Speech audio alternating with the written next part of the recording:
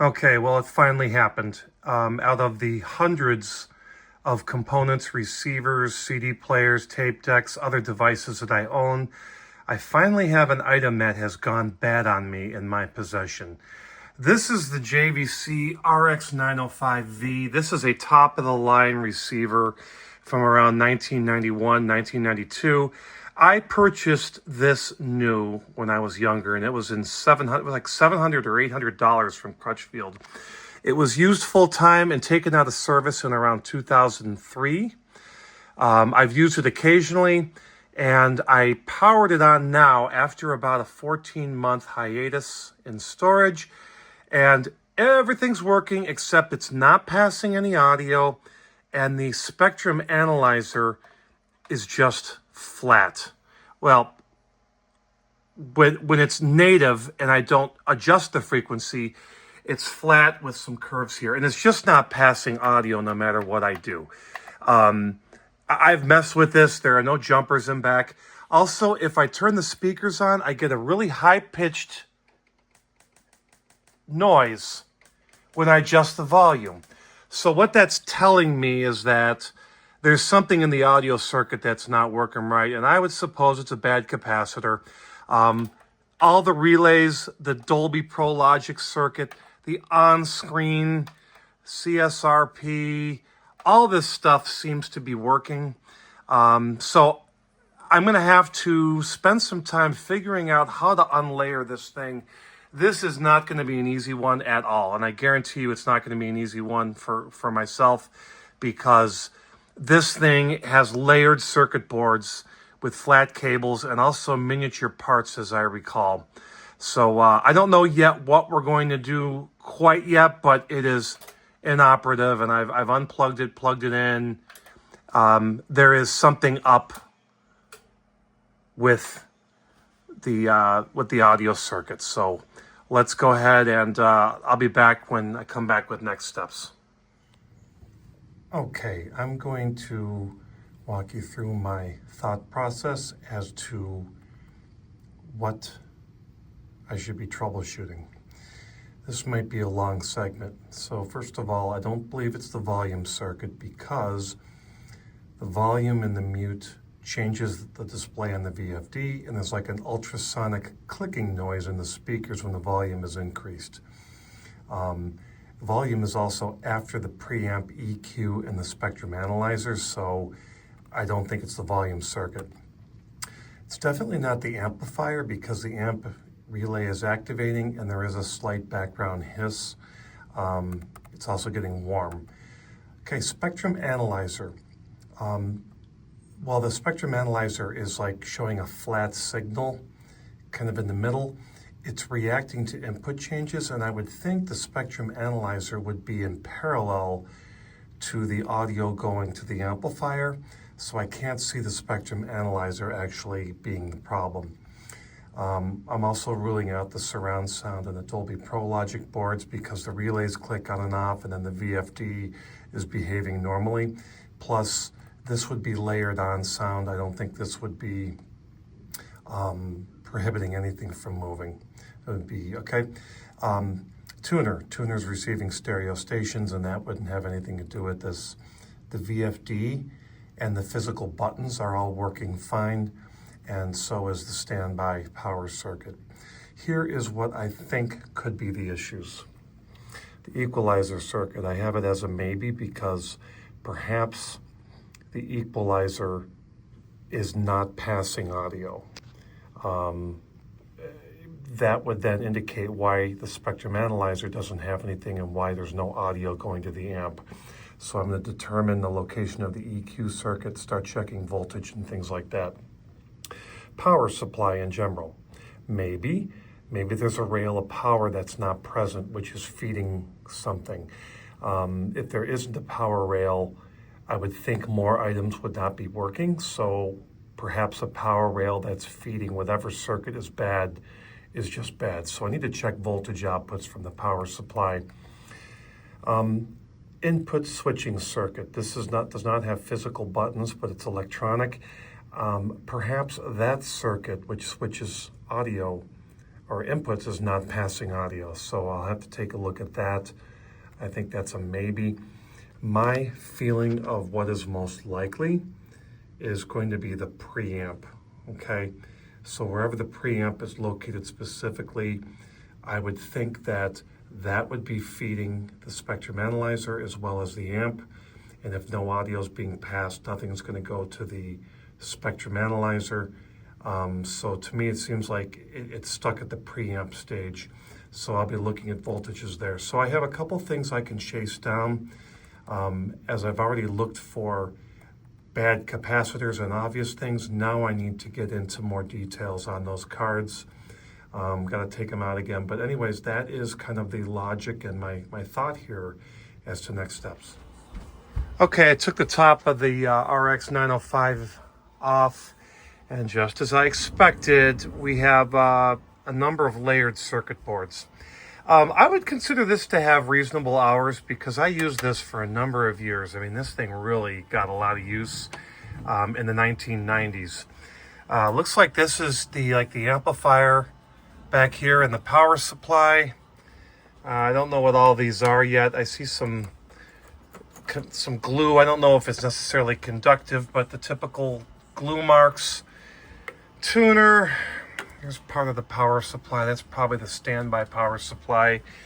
Yeah, this is going to be a real tricky one, especially when I want to test, because these probably all need to be connected. So I'm going to start to peel the layers off here, and let's kind of go from there. Okay, I just tapped on a number of things, and it's not making an impact to this issue here where it's not passing sound. So I don't think we have anything loose. We probably have a bad capacitor. So I just wanted to give a little quick update there that I did tap. You know, sometimes you don't know if things come loose, that type of thing. But no, I'll be taking a lot of pictures and taking this apart. All right, here's an update. I've got a couple boards out. I've got the tuner, and then this is like the input board. This is not fun. There is a lot of stuff in here. So I'm taking a lot of pictures.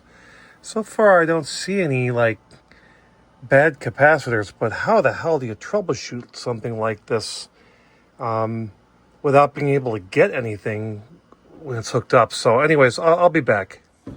Okay, some of these boards have permanent connectors. They look like they come off, but they don't. And they're matched up with this board. So it's like the boards are married together, and there's a spaghetti of wires. This appears to be the volume board. This, I think, is the problem we're having. It's on this board. So I'm going to play the visual game. I don't see anything leaking, but I do see one capacitor here with a shrunken wrapper. That does not look right. So I'm going to keep digging here, but, you know, do I recap this whole thing? Do I recap this? Do I do some tests and put it all back together and then take it apart? But I'm happy to have at least found this. But that may or may not have anything to do with what's wrong. But the fact is, this is rear volume, front volume. This is the board that appears to be likely causing our issue. Okay, there's a couple schools of thought here, right? There's the people that are just going to say, let's recap the whole thing. And let's check every transistor and everything. But I have reason to believe it's on this circuit board. I took a look at the wiring diagram or the schematic. I don't know where quite yet to begin, but I will tell you, I'm going after this capacitor just because it's got a shrunken case on it. Everything else looks good. I don't see anything leaky, but let's just hope this tests bad. If it does, I'm going to check some others, and I'm not going to go any further just because I do not want to have to mess with this. I am already worried about getting it back together, even though I've taken good pictures. All right, I did replace that cap, and I checked for shorts on all of the capacitors on this board. Everything tests fine. So I'm going to do my little trick that I have here is I'll check and look for residue from leaked electrolytic fluid using rubbing alcohol and Q-tips. So I'm going to go along this entire board and just look to see if I get any residue, which could indicate a cap that has leaked. And Again, I'm not going to go through all this. I don't know if I'm going to be able to fix this or not, but we'll see. Okay, I put this back together. All I did was replace the one cap. I fought to get this board in properly without breaking and straining things, and I think I have it in right. I am going to not put the tuner card in, and I'm just going to power this on and just see where we are. And this is a true power on from wherever we are, so let's just see what happens here. I'm just making sure nothing's touching. We may not have all the grounds in place, but what do we got to lose, right? Okay, just turned on. Back to that thing again, so it's doing it again. So, all right, not sure what the next steps are.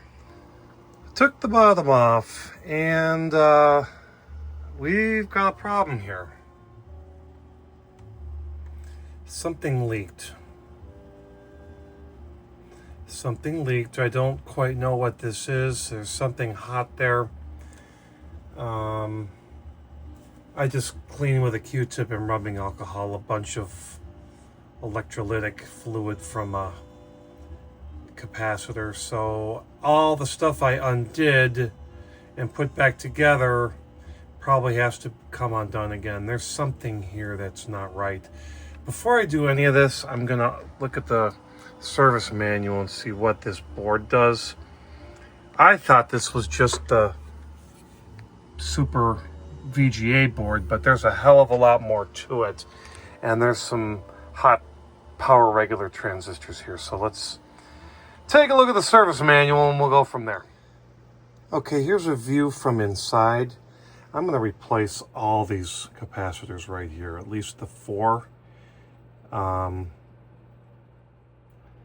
Okay, here's the opposite side of the board, and I'm going to pull these capacitors off, at least 4 of them, maybe 5. I may take a look at that one, because I see some electrolytic fluid on the bottom of the board, which I've cleaned up all along here. So I don't know if it's 1, 2, or multiple caps which have failed. I also see some of those power type resistors here, so this thing may be getting hot. I removed the 4 capacitors that were right in that hot area, and one of them, in fact, has leaked and is pretty much open. The other 3 test fine, but they show some signs of heat damage, so I just replaced all 4 of them on principle. So those are in. We'll go ahead and put it back together, but this is some sort of power circuit that goes to the video output here, but also does center channel and such. So I don't know, maybe there's something from the power supply that could be kicking back or causing an issue elsewhere. So we'll see if that fixes it. Okay, I put everything back after replacing those 4 caps, and the same symptom, same thing is happening. So I turned it off, and I'm using my rubbing alcohol trick on some other spots. And check this out. I'm rubbing this Q-tip around, and I see some residue on here. There was a little bit more earlier from electrolytics, so I think I'm going to take a look at these capacitors too, which is making me question if all of a particular type of cap should be switched out. But anyways, I'm going to pull this board out again, and looks like we got some voltage regulators here, so perhaps that could be causing a power issue. Okay, I removed 3 capacitors here that are 47 microfarads. They're the same manufacturer, same type. One was open, one was bad, one was spot on. My philosophy usually is, if I see other capacitors with the same type, same brand, same specification, then I'll replace all of them. So I'm replacing all of these. These are 16 volts. I'm going to be putting 50 volts in there. But I've got 3 more I'm putting in right now. So we'll switch that out as well. And, you know, I could trace the circuit and read things, but there are voltage regulators here. And so this may have something to do with power. And again, just like the ones down here, which were switched, those are also part of voltage regulator circuits. So we'll go ahead and switch these up. All right, a total of 7 caps were replaced. I think, truthfully, 2 of them did not need to be, but all of these darker ones, these black colored ones, were replaced because they're leaking fluid. And I don't see any of these anywhere else. I took a look at the amplifier and the power supply and everything, and I just don't see any issues. It's still doing this here, where you switch the input and then it goes to this flat line. That should be down at 0 at the bottom, and then it bounces with the music or with the audio, and there's just nothing coming through. There is no reset on this. Oh, no, that's interesting. Whoa, wait a minute.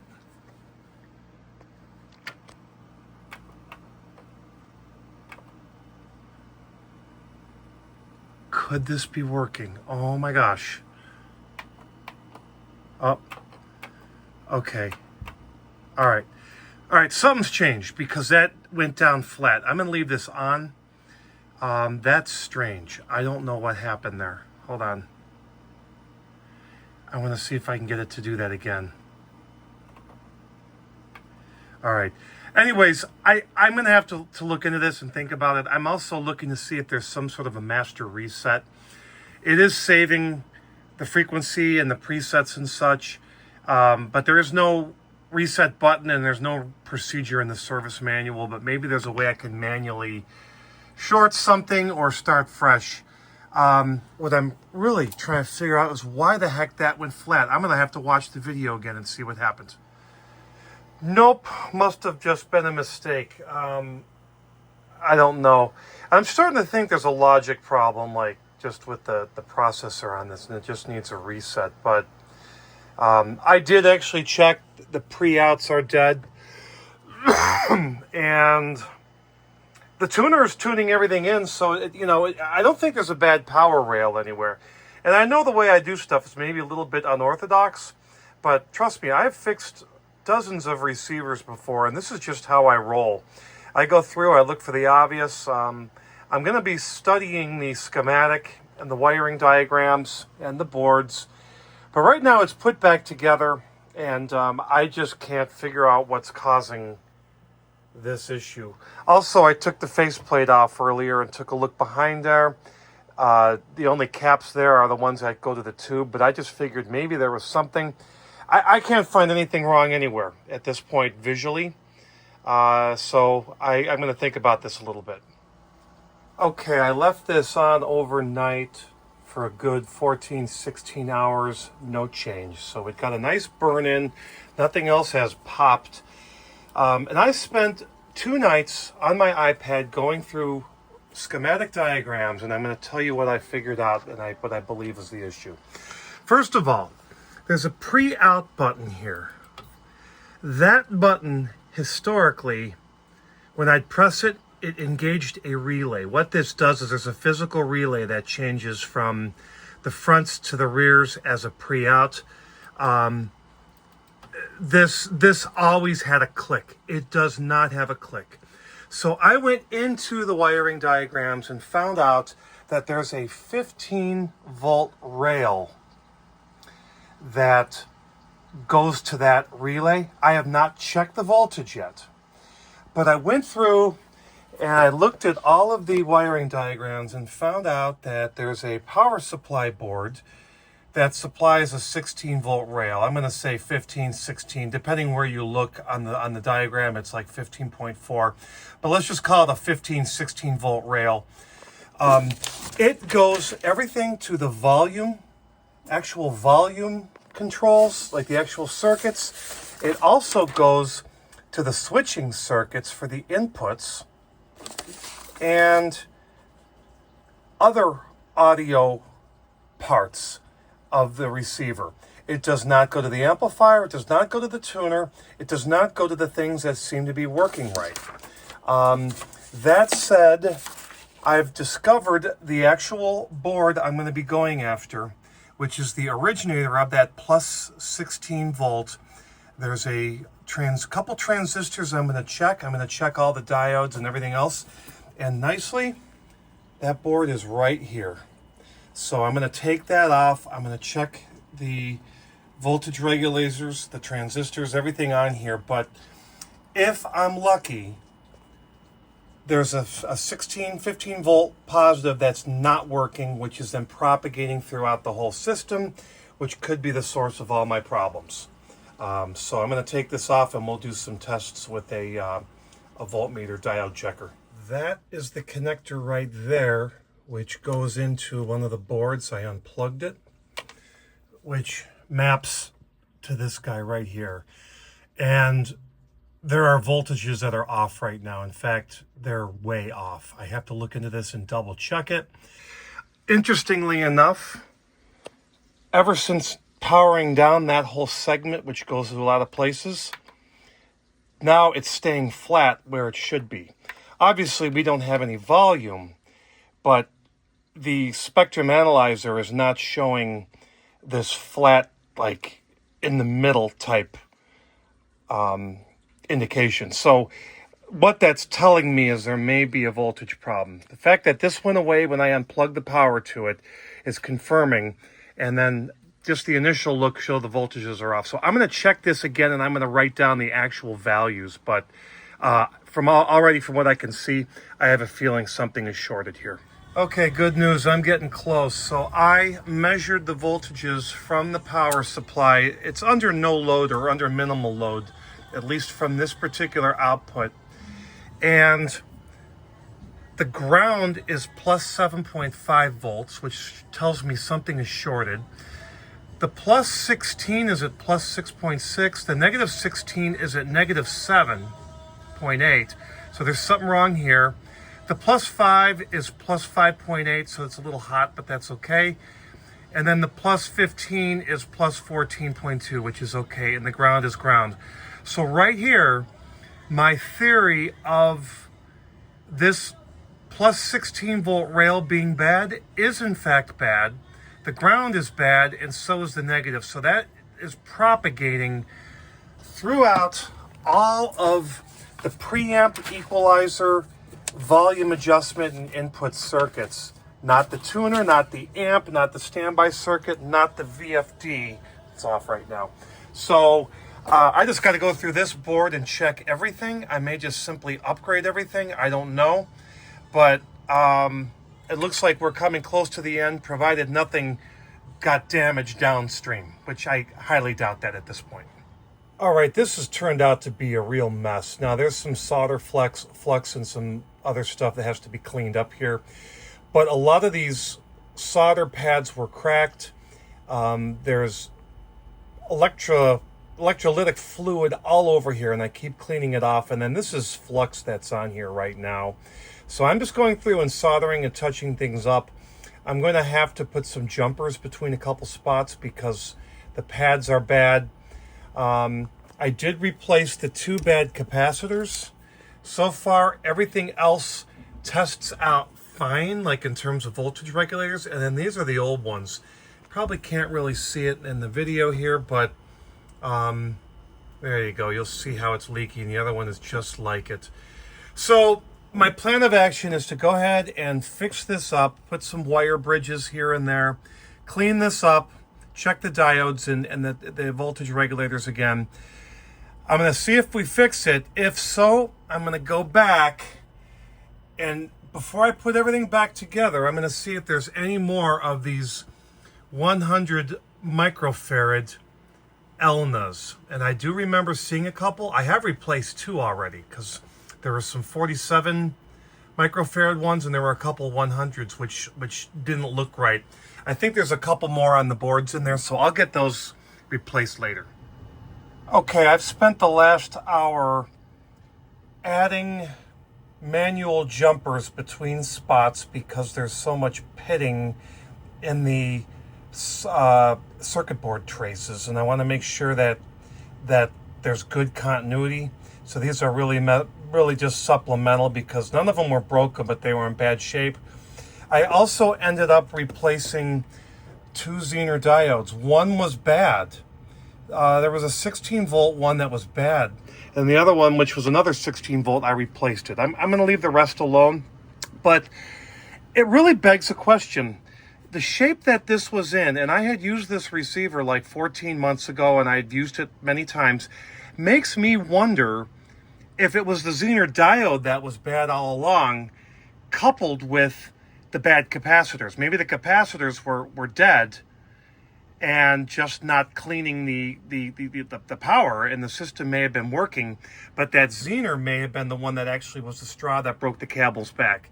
Regardless, opening this up, reflowing and cleaning everything, I think we're ready to power it on and see what happens. And I've double-checked continuity, made sure that things are not touching.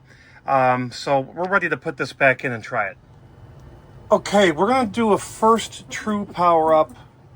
There's no load connected to the voltages to the cable that was having trouble. So there's two things that's going to happen here. I'm going to plug this in. I'm going to hope that nothing pops. Number two, I'm going to check the voltages. And then number three, we'll go ahead and plug it in back here where it propagates outwards, and we'll go from there. So let's see what happens, hoping for nothing to blow up.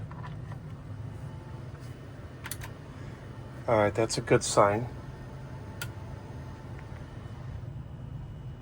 Why are those caps mounted so high off the board? Well, because this whole thing gets hot. Okay, nothing appears to be going wrong there. So let's go ahead and check voltages.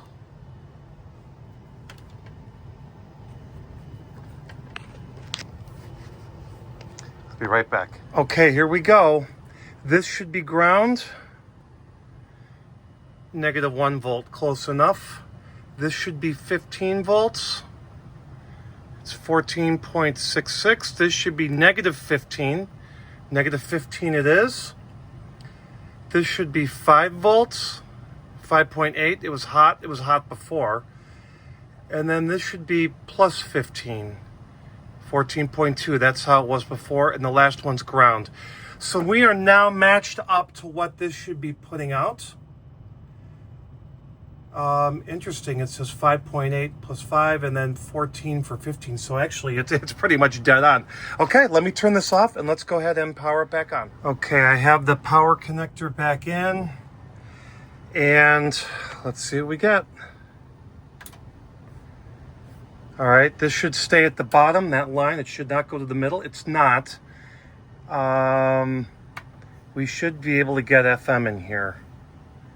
And we're not. It should be independent of this. Oh, tape 2. Oh, tape 2 off. FM. There we go.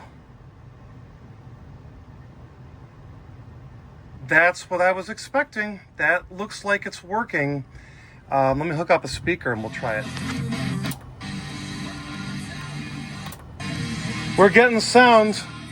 All right, my next step here is I'm going to go ahead and I'm going to go back into these boards and I'm going to replace any other Elna caps that are 100 microfarad like this. I'm just going to do it on principle. I think I saw a couple more. And then I will be doing a demo on this this weekend. Okay, so I've replaced about 7 or 8 or 9 capacitors so far. These have proven to be bad. These are the 100 microfarads, in addition to some 47 microfarads, which I had replaced all of them that were of the same brand. These are Elna. I stripped away these boards again. This thing is a real pain to pull the boards out and everything. And sure enough, there's one more right down there, right where my pen is pointing. Otherwise, everything else are of different manufacturers. So I'm going to replace that and put this back together.